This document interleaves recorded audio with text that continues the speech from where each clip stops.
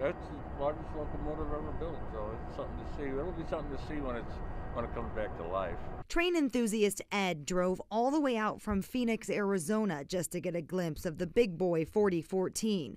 The antique locomotive is on display in Las Vegas for one day as it makes its way cross-country to the place it calls home. And we are on a 12-day journey home to Cheyenne, Wyoming, where we're going to take this locomotive, one of 25 that were built back in the early 40s to mid 40s. There were 2 classes built, and we're going to restore it to full operation. Heritage Operations Senior Manager Ed Dickens and his crew are engineering the trip.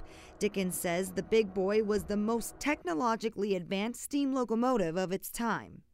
They were looking for a locomotive that could do the work of 2 locomotives. Just like today, railroads are always looking for efficiency, and they want to pull more cars with more locomotives and more power. It was one of the last locomotive designs that they designed before we changed to diesel-electric locomotives. From the outside, you see the sheer size and power of the vintage train. The Big Boys were 132 feet long and weighed 1.2 million pounds. But from the inside, you get a better idea of just how treacherous it was to run it. The safety gear that you see me wearing now is required to be inside the cab. You wouldn't have seen them wearing it back in the 1940s, but today you have to, because this is a dangerous place to be. This is where they operated the locomotive. Always to the right, you had the engineer. He drove the locomotive and he pulled the steam whistle.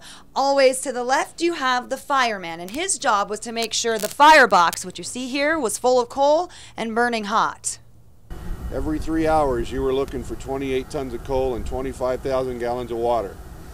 And when the locomotives would reach the end of their run, they would go into a roundhouse, a terminal, where they would be serviced, where they'd replenish the coal and water, fill the sandboxes, fill the lubricators, grease the side rods, and conduct various inspections on the locomotive. Dickens says when you look back on American history, you'll see that steam locomotives helped to build it.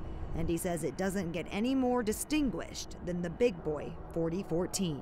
This particular class, of the last 30 years, it has been the most frequently asked question that our staff and those that worked before us have been asked. When will the Union Pacific restore a Big Boy? So the opportunity is right for us to restore one. So here we come.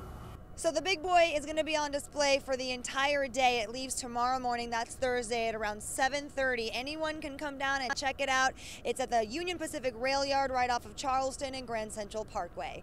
Michelle Velez, News 3.